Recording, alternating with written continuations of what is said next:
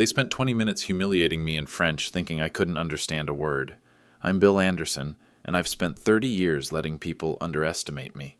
What they didn't know was that their son's peasant father-in-law owned the media conglomerate that employed them both.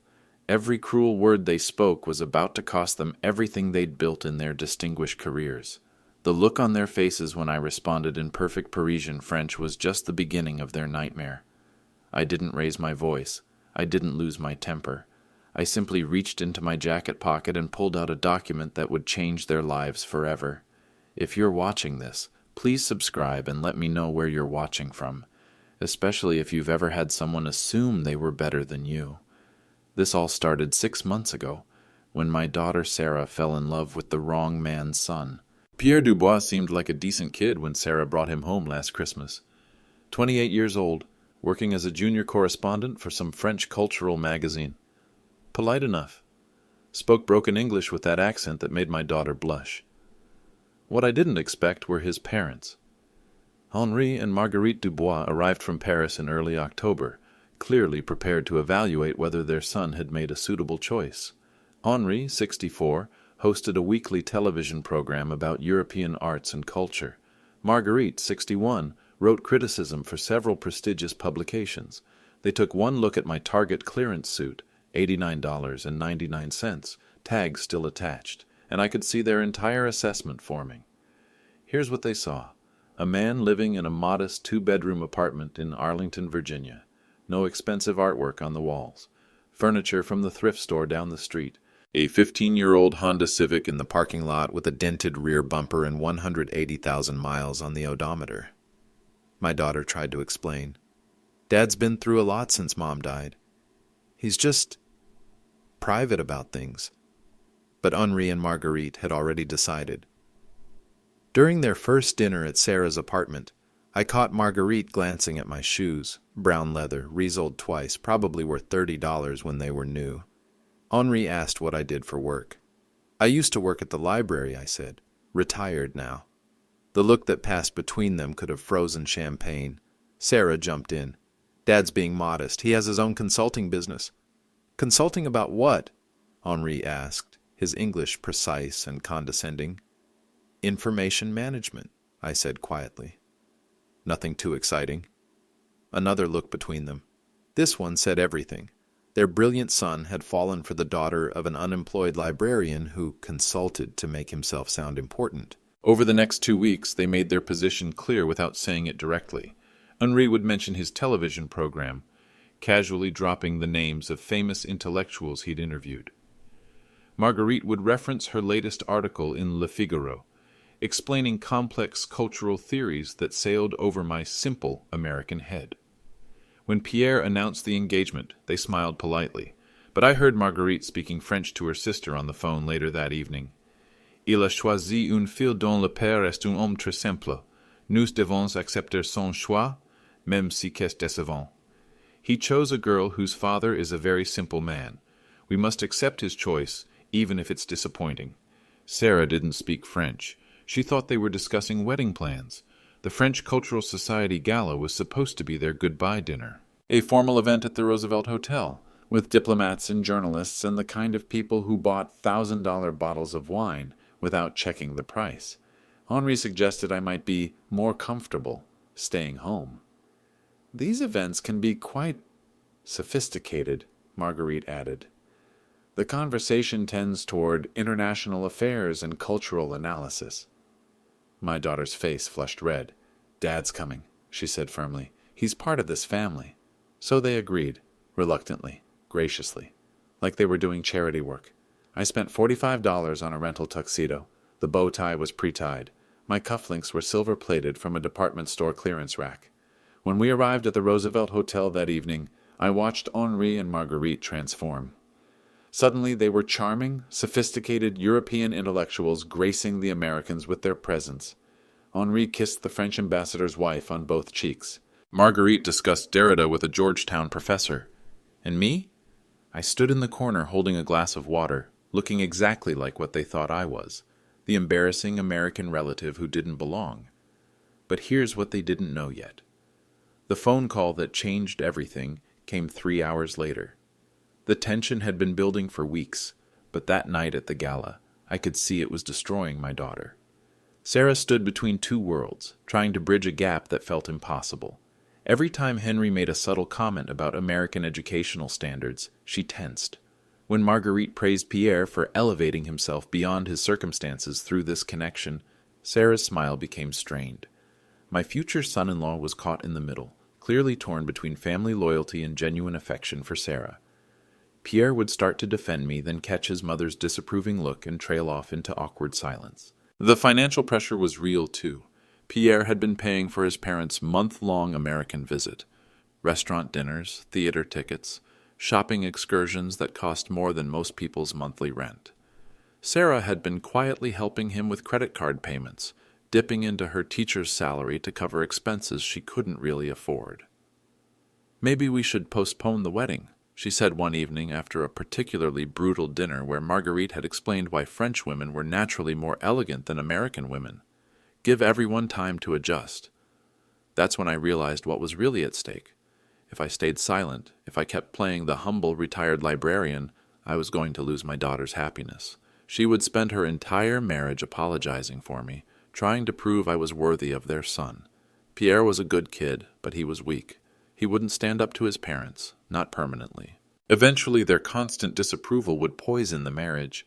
Sarah would either have to choose between her husband and her father, or spend decades feeling ashamed of where she came from.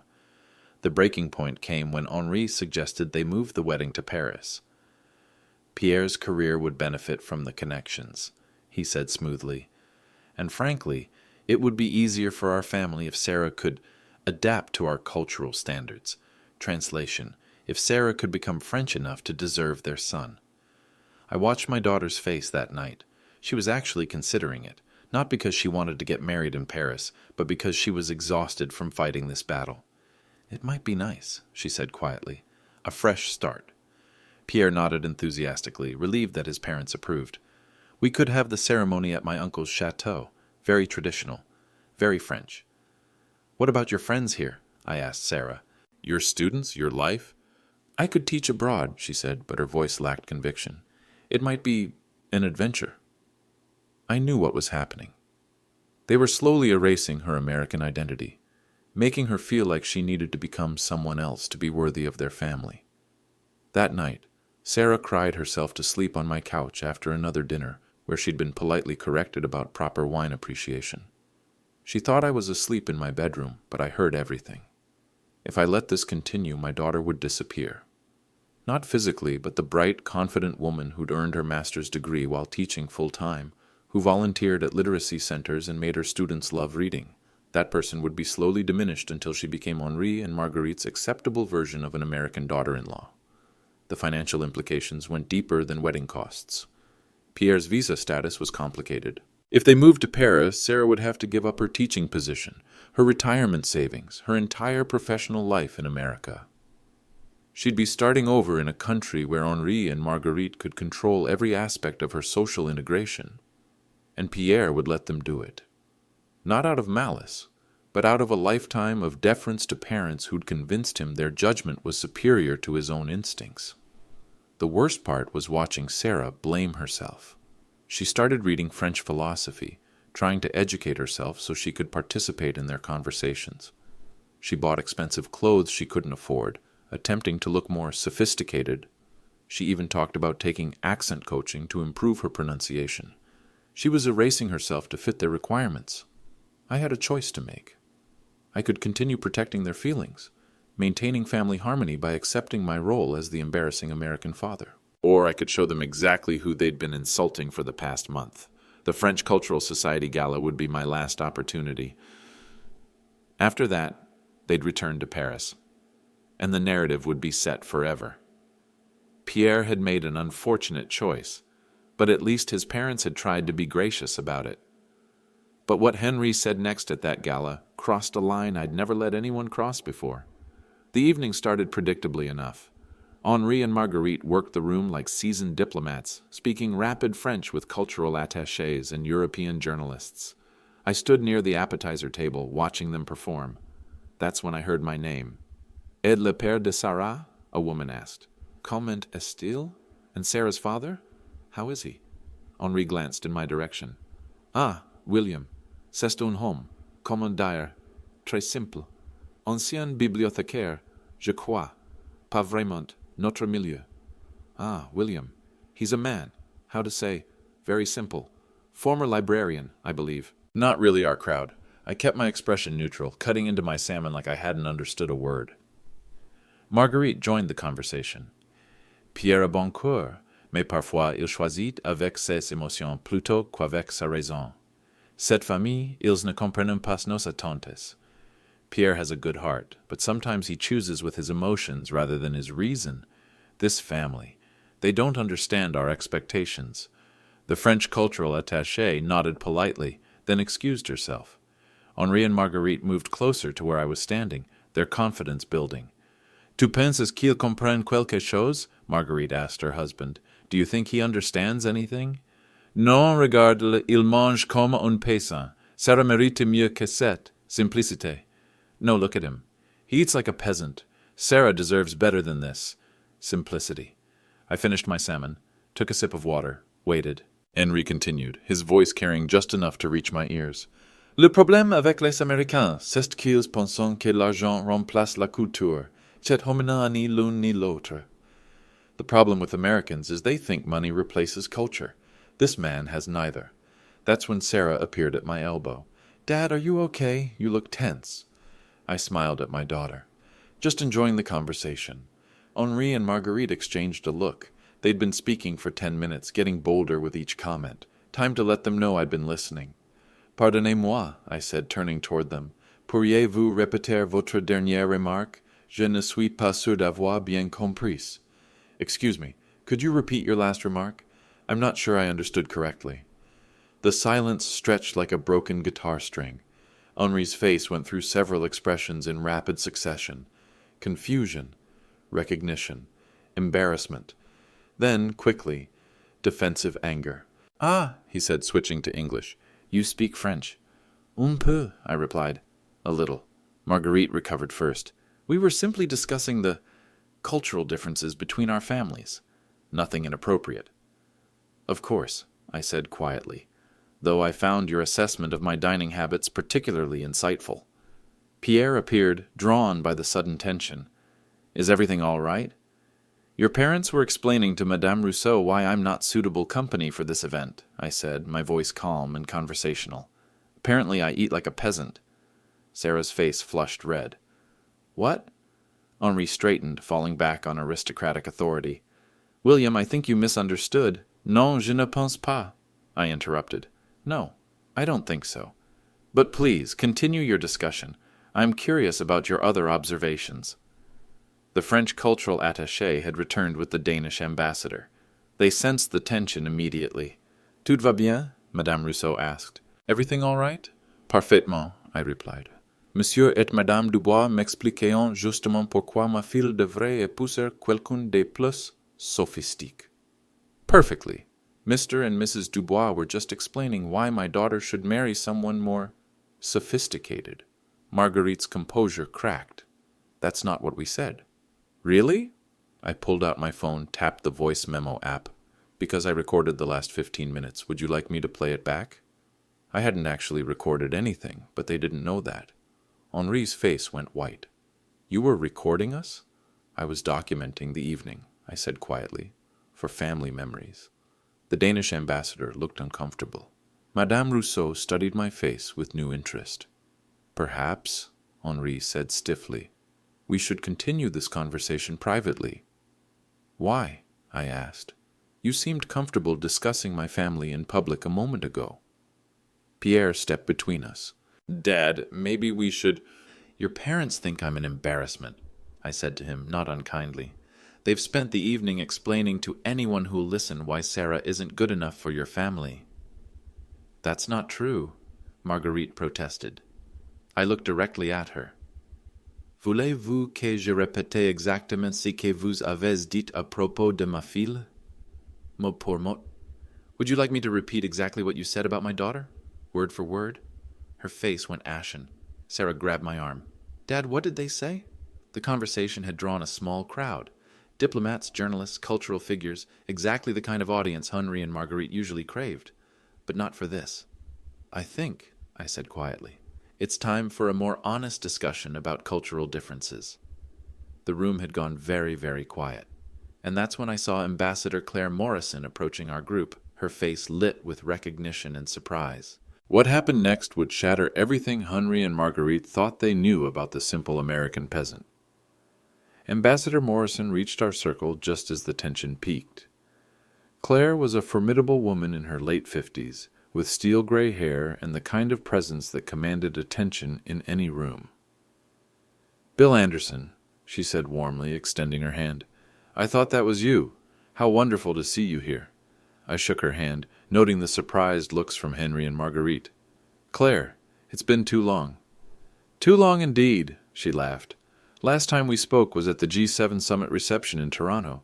How is the Empire treating you these days?" "Can't complain," I said quietly, "though I try to keep things low-key these days." Pierre looked confused. "Empire?" Claire glanced around our group, suddenly aware she might have stepped into something. "Oh, are these your colleagues?" "Family," I said. "My future son-in-law Pierre and his parents Henri and Marguerite Dubois." Henri extended his hand stiffly. "Monsieur l'Ambassadeur." "Actually, it's Madame," Claire corrected gently. "And you are?" "Henri Dubois. I host a cultural program for European television. Perhaps you've seen—" "I'm afraid I don't get much time for television," Claire said politely, then turned back to me. "Bill, I was hoping to introduce you to the Danish cultural minister. She's been asking about Atlantic Media's expansion into Scandinavian markets." The words hung in the air like smoke. Marguerite's eyebrows furrowed. "Atlantic Media? You haven't told them?" Claire asked, looking surprised. "It hasn't come up," I said. Sarah stared at me. "Dad, what is she talking about?" Before I could answer, my phone buzzed. I glanced at the caller ID. "Boardroom conference. Urgent." "Excuse me," I said. "I need to take this." I stepped a few feet away, keeping my voice low. "Anderson here." "Yes, I saw the Reuters report. No, don't issue a statement yet. Schedule an emergency board meeting for Monday morning." "The Times?" "Tell them no comment until after the board convenes." I hung up and returned to the group. Everyone was staring. "Everything all right?" Claire asked. "Just some business complications," I said. "Nothing that can't wait until Monday." Henri cleared his throat. "Business complications?" "Media acquisitions," I said vaguely. "You know how it is." But Henri didn't know how it was. None of them did. Pierre was studying my face with new curiosity. "Mr. Anderson, what exactly do you do for work?" "Information management," I repeated. Like I said. Marguerite's voice was sharp. "Ambassador Morrison mentioned Atlantic Media. Are you employed by them?" Claire looked confused by the question. "Employed by—" She stopped, glancing at me with sudden understanding. "Oh, my." "What?" Sarah demanded. "Nothing," I said quickly. "Just a misunderstanding." But Claire was already piecing together the dynamic, the way Henri and Marguerite were looking at me, the formal distance in their posture, the confusion in my daughter's eyes. "Well," she said carefully, "I should let you return to your family evening. Bill, we should catch up properly soon. Coffee sometime?" "I'd like that." She shook hands around the circle again, pausing when she reached Henri. "Mr. Dubois, was it? What publication did you say you worked for?" "Several European outlets," Henri said proudly. "Le Monde Culturel Division, Paris Arts Quarterly, occasionally pieces for—" "Ah," Claire nodded. "Well, enjoy the evening." As she walked away, I caught her giving me one last puzzled look over her shoulder. The silence in our group was deafening. "Dad," Sarah said slowly, "how do you know the U.S. cultural ambassador to France?" "Professional circles," I said. "Small world." Marguerite's eyes had narrowed. "Professional circles in information management?" "Something like that." Pierre was staring at me like he was seeing me for the first time. "The phone call you took, that sounded like—" "Business," I finished. "Nothing exciting." But Henri wasn't letting it go. "Atlantic Media. I've heard that name before." My phone buzzed again. This time the caller ID read, "CNN Business. Interview request." I declined the call. "Popular guy tonight," Henri observed coldly. The pieces were scattered on the table now, but Henri and Marguerite still didn't see the picture they formed. They were about to. Dinner was announced, and we made our way to assigned tables. The seating arrangement put our family at table 12, close enough to the head table to feel important, far enough away to remember we weren't. Henri and Marguerite had recovered their composure during the transition from cocktail reception to dinner service. The brief confusion about Ambassador Morrison and my mysterious phone calls had been filed away as coincidences. Rich Americans threw names around at these events. Everyone claimed connections they didn't really have. By the time the first course arrived, seared scallops with champagne reduction, they were back to their assessment of me as the embarrassing American relative who'd somehow gotten lucky with seating assignments. "Pierre," Henri said, cutting into a scallop with surgical precision, "your mother and I have been discussing timeline for the wedding." "Timeline?" Sarah asked. "Practical considerations," Marguerite explained. "Pierre's visa situation is complicated. It would be much simpler if you married in France. Citizenship pathways become clearer." I watched my daughter's face. She'd been hoping to plan a wedding here, close to her friends and students. But she was already thinking about logistics, about making things easier for everyone else. "How complicated?" she asked. Pierre shifted uncomfortably. "Well, my work permit expires in 18 months. If we marry in France, the process for bringing you over is more established." "Bringing me over?" Sarah's voice was carefully neutral. "Temporarily," Henri said quickly, "until you establish European residency. And my teaching job?" "There are international schools," Marguerite said, "though the standards are quite different, more basic than what you're used to." I set down my fork. "More basic than American standards?" "Educational philosophy differs," Henri explained condescendingly. "European systems emphasize critical thinking over memorization, cultural literacy over vocational training." Sarah's face flushed. "I teach advanced placement literature. My students consistently score in the top 10% nationally." "Of course, dear," Marguerite said. "American metrics." The conversation continued through the main course, rack of lamb with rosemary juice. Henri explained why French cultural institutions were more substantive than American ones. Marguerite described how Sarah would benefit from proper exposure to European intellectual traditions. Every sentence was a paper cut, small enough to seem benign, deep enough to draw blood. "The truth is," Henri said, warming to his theme, "Americans often confuse loudness with confidence. In Europe we value subtlety." He glanced meaningfully at me, still cutting my lamb with what he clearly considered inappropriate enthusiasm. "Take business, for example," he continued. "American entrepreneurs make a great show of their success. European professionals prefer discretion." "Discretion," I repeated. "Exactly," Marguerite nodded. "Wealth that announces itself is nouveau. True sophistication is inherited, not earned." That's when the evening took a darker turn. Henri reached for his wineglass, paused, and looked directly at me. "William, may I ask you something personal?" "Go ahead." "Sarah is clearly an exceptional young woman, well-educated, articulate, accomplished. How did you manage that, given your circumstances?" The question hung in the air like spoiled perfume. "My circumstances?" "Financial constraints," he clarified. "Public education. Limited cultural exposure. It must have been quite challenging to provide proper guidance." Sarah's knife clattered against her plate. "Dad provided perfectly fine guidance." "Oh, I'm sure," Marguerite said quickly. "We're simply impressed by how well she's overcome her background." I took a slow sip of water. "Overcome her background." "Please don't misunderstand," Henri said. "There's nothing shameful about working-class origins, but Sarah has clearly transcended those limitations. The question is whether she'll continue growing or regress." The words hit like a physical blow, not just to me, but to Sarah. They were saying she'd somehow escaped her shameful family circumstances, but marriage to Pierre required permanently leaving them behind. "Regress how?" Sarah asked, her voice tight. "Intellectual stagnation," Marguerite explained gently. "Cultural isolation. It's natural to retreat toward familiar patterns when faced with new challenges."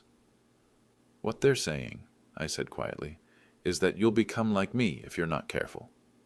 Henri had the grace to look slightly embarrassed. "That's not... We simply want Pierre to marry someone who can grow with him." "And you're concerned I can't do that?" Sarah asked.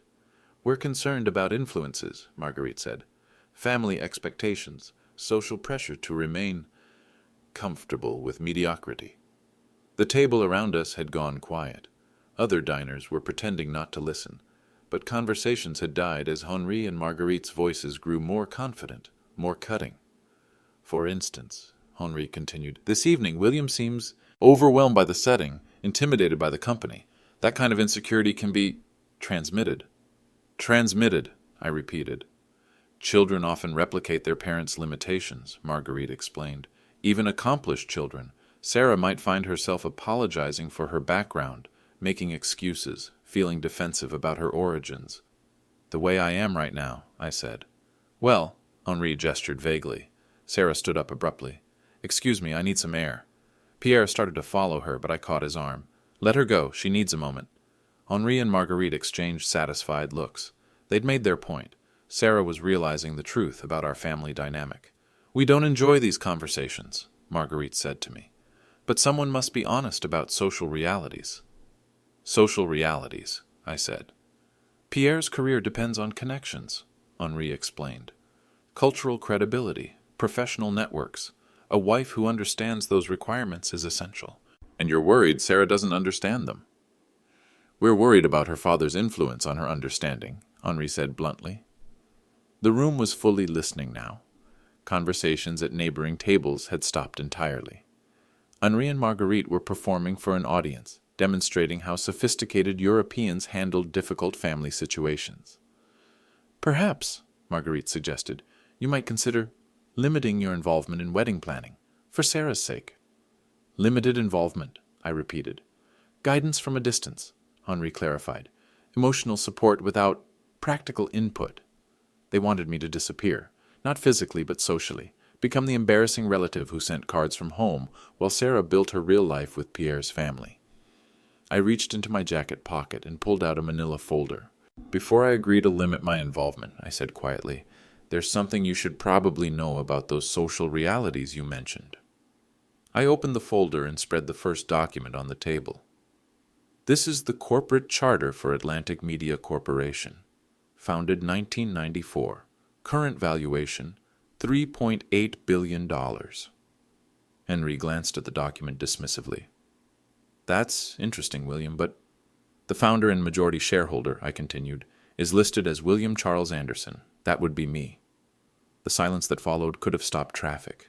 Henri stared at the document like it was written in a language he didn't recognize, which in a way it was.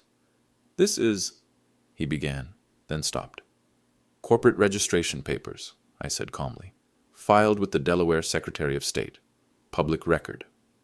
Marguerite leaned forward, studying the document. Her face went through the same progression Henri's had.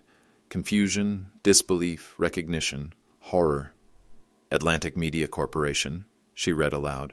Founded by William Charles Anderson, majority shareholder, chairman, and chief executive officer. That's right. Pierre's voice was barely a whisper. Mr. Anderson, what is Atlantic Media Corporation? I spread out the second document. This is our quarterly earnings report, filed with the SEC last month. We own 43 newspapers, 17 television stations, 8 radio networks, and 12 magazine publications across 23 countries. The earnings figures were clearly visible. Revenue, $847 million last quarter. Net profit, $234 million. Henri was staring at the papers like they might burst into flames. This can't be real. I pulled out the third document. This is the employee directory for our European division. Let me see, page 47. Here we are. I ran my finger down the list until I found what I was looking for. Dubois Henri, Senior Cultural Correspondent. Salary, $285,000 annually. Direct Supervisor, Regional Content Director. Contract expires December 31st, 2025. Henri's face had gone completely white. And here, I continued, flipping the page. Dubois, Marguerite, freelance cultural critic. Contract rate, $195,000 annually. Renewable yearly basis. Current contract status, under review. Marguerite made a sound like a deflating balloon. Under review? Pierre asked weakly. We're evaluating all freelance positions, I explained. Cost-cutting measures. The board meets Monday to discuss contract renewals. I spread out the fourth document. This is the acquisition agreement for Le Monde Cultural Division, purchased by Atlantic Media in 2019 for $89 million. All existing employment contracts were honored during the transition. Henri was staring at his name on the employee directory. You own Le Monde Cultural Division, among other things. Sarah had returned from the ladies' room just in time to catch the revelation. She stood behind her chair, mouth open, staring at the papers scattered across our table. "Dad," she said slowly, "what is going on?"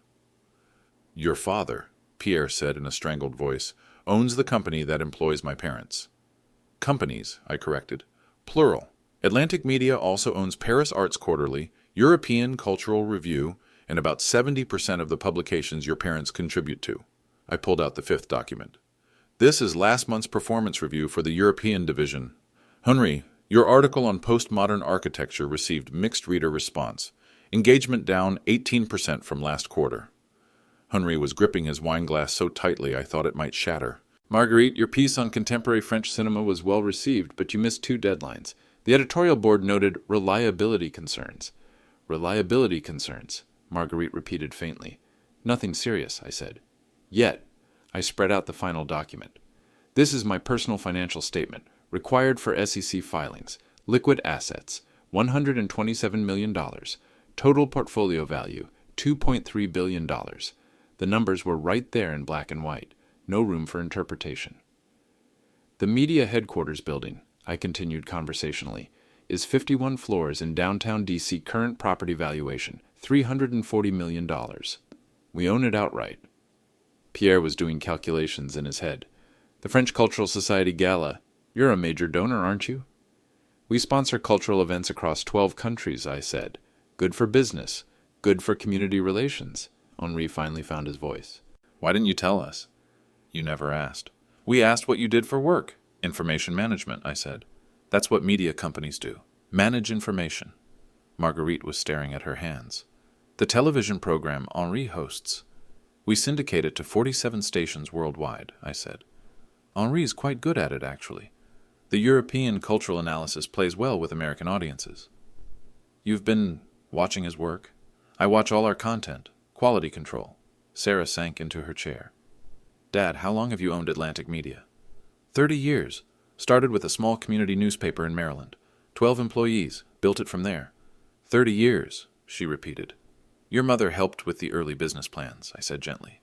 "She was brilliant with financial projections." Henri was reading through the documents again, as if they might change on second viewing. "The phone calls tonight. CNN Business.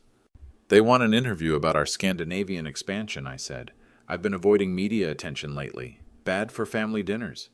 Ambassador Morrison appeared at our table, drawn by the unusual collection of papers.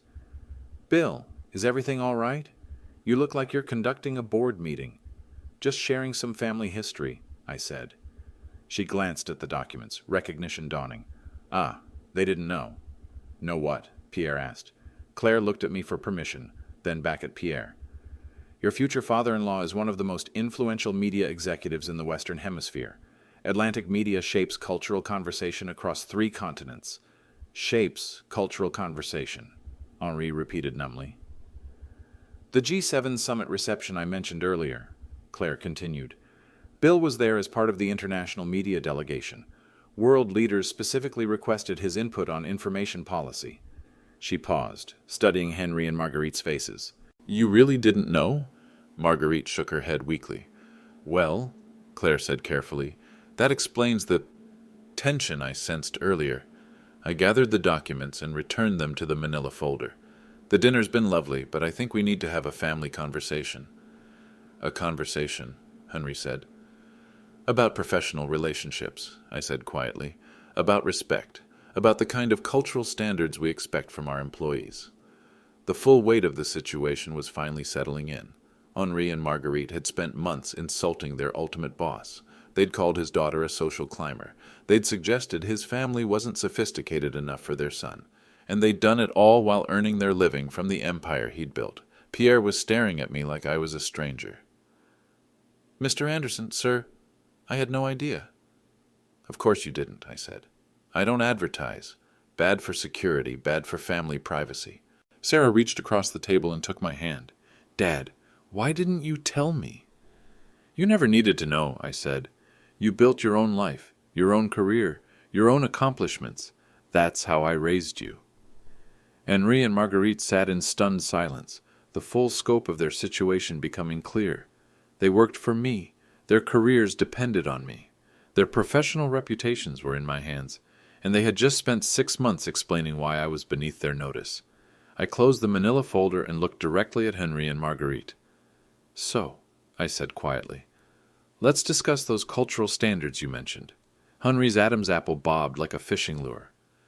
Mr. Anderson, Bill, I think there's been a misunderstanding. No misunderstanding, I said. You've been quite clear about your assessment of my family. My daughter is a social climber. I'm an uneducated peasant.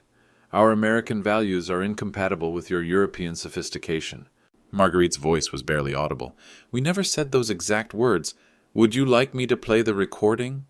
I pulled out my phone, opened the voice memo app. The recording I'd bluffed about earlier was real now. Everything from the last hour was documented. Actually, I said, let's review your professional performance while we're being honest. I reopened the folder and pulled out Henri's employment file. Henri, your contract includes a morality clause, Section 12, subsection 4. Employee shall conduct himself in a manner that reflects positively on Atlantic Media Corporation's values and reputation. Henri was sweating now. I don't understand. You spent this evening publicly insulting your employer's family at a diplomatic function, in front of the U.S. Cultural Ambassador, the Danish Minister of Culture, and approximately 200 influential observers. I turned to Marguerite. Your freelance agreement has a similar clause, plus a professional conduct standard that specifically mentions treating colleagues and their families with respect. Colleagues? She whispered. Sarah will be family, I said. That makes her immediate family colleagues by extension. Pierre was staring at his parents in horror. Mom, Dad, what did you say? They called my daughter a gold digger, I said calmly. Suggested she was using you for social advancement. Questioned whether she was sophisticated enough for your family. That's not... We were just... Henri struggled for words. You were establishing that my family didn't meet your standards, I continued. The question now is whether your professional conduct meets mine. I pulled out my phone and speed-dialed a number. Rebecca, it's Bill Anderson. Sorry to call during the gala, but I need you to document a personnel issue. Yes, tonight. European Division, 2 employees. Hostile work environment concerns. Henri found his voice. But please, let me explain. I held up a finger, continuing the call. Full HR review, effective immediately. Suspension pending investigation. Monday morning meeting. Yes, bring the legal team. I hung up and looked at both of them. Suspension? Marguerite's voice cracked. Pending investigation, I confirmed. We take workplace harassment very seriously at Atlantic Media. Workplace harassment? Henri's face had gone from white to green. Creating a hostile environment for a colleague's family member, I said. That's textbook harassment. Legal liability for the company. Sarah was watching this unfold with a mixture of shock and growing satisfaction. The investigation will be thorough, I continued. Tonight's incident will be documented. Character witnesses will be interviewed. Previous conduct will be reviewed. Previous conduct? Pierre asked. 6 months of documented disrespect, I said. Patterns of behavior suggesting fundamental incompatibility with company values. I reached for my phone again. I should probably call our Paris office. Make sure your building access is temporarily suspended while we sort this out. Wait, Henri said desperately. Please, can we discuss this privately? Like you discussed my family privately? Marguerite was crying now, silent tears rolling down her cheeks. Our careers, our reputations, are in my hands, I said quietly, just like my daughter's happiness has been in yours. Pierre looked stricken. Mr. Anderson, my parents made a mistake, but please don't... Don't what? I asked. Hold them accountable for their actions? They didn't know, he said weakly. Ignorance isn't an excuse for cruelty, I replied. You don't need to know someone's net worth to treat them with basic respect. Henri was gripping the edge of the table. What? What do you want? I want an apology, I said, to my daughter. To my sincere public in front of everyone who heard your earlier comments. And then? Marguerite asked hopefully. Then we'll see how genuine your apology is, I said, whether it reflects a real change in attitude or just fear of consequences. I stood up, smoothing my rental tuxedo. The investigation begins Monday morning. Your employment status will be determined by Tuesday afternoon. I suggest you spend the weekend reflecting on the kind of people you want to be. And if we apologize now? Henry asked. Then you'll have started making amends, I said. But trust has to be rebuilt. Respect has to be earned. I looked around the table at my daughter, my future son-in-law, and his parents. The choice is yours, but choose quickly. My patience with this situation is officially exhausted. The silence stretched until Henry finally stood up, his face ashen. Sarah, he said formally, I owe you an apology. Henri's apology was painful to watch. Not because it was insincere, it was genuine enough, but because it was the verbal equivalent of a man drowning in his own arrogance. Sarah, he began again, his voice shaking. We have behaved unforgivably. Your father is clearly a man of extraordinary accomplishment, and we failed to see that. You failed to see basic human decency, Sarah replied quietly. Accomplishment shouldn't matter. You should have respected him because he's my father. Marguerite nodded frantically. Of course, you're absolutely right. We allowed our cultural prejudices to cloud our judgment. The apology attracted attention from neighboring tables. Word was spreading through the gala like wildfire. Henri and Marguerite Dubois, those sophisticated European intellectuals, were publicly groveling to the quiet American they'd been mocking all evening. Ambassador Morrison watched from across the room, no longer trying to hide her interest in our family drama. Pierre looked like he wanted to disappear into his formal wear. Dad, I'm sorry. I should have stopped this months ago. Yes, I said. You should have. The simple agreement hit him harder than anger would have. He'd failed to protect Sarah from his parents' attacks, and now everyone knew it. The question, I continued, is what happens next? Henri straightened his shoulders, trying to recover some dignity. What would you like to happen next? I'd like you to treat my daughter with the respect she deserves, I said. Not because you're afraid of losing your jobs, but because she's earned it. She has, Marguerite said quickly. We see that now. Do you? I asked. Or do you see 3.8 billion reasons to change your attitude? The brutal honesty of the question silenced the table. My phone buzzed with a text message. I glanced at it. CNN Business, story confirmed. Atlantic Media owns European outlets. Interview request urgent. Another text arrived immediately. Washington Post, source confirms you're Henri Dubois' employer. Comment? Then another. Wall Street Journal, investigating workplace harassment allegations. I showed the screen to Henri and Marguerite. It's starting. What's starting? Pierre asked. The story, I said. 3 major news outlets have connected the dots. By tomorrow morning, every media industry publication will know that Henri and Marguerite publicly humiliated their employer's family. Henri's face went ashen. They can't report that. It's news, I said. Influential journalist insults media mogul at diplomatic function. Perfect human interest angle. Marguerite was reading the text messages over my shoulder. Our names will be in the papers.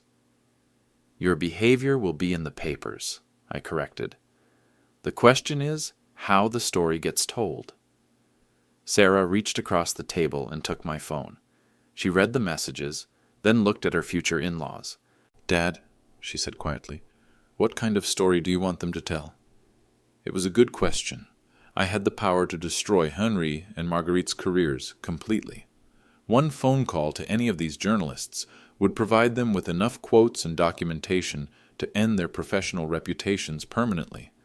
But I also had the power to shape a different narrative. Here's what's going to happen, I said. Monday morning, you'll both report to Atlantic Media headquarters in Washington. HR will conduct their investigation. You'll cooperate fully. And the media inquiries? Henri asked. Depends on your cooperation, I said.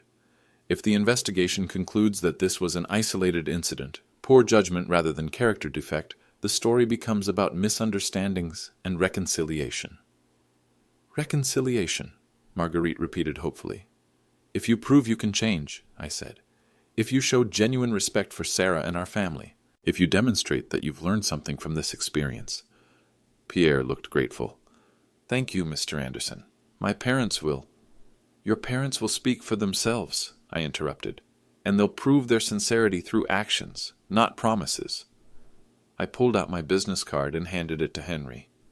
My direct number. You have 48 hours to convince me that continuing your employment serves Atlantic Media's interests.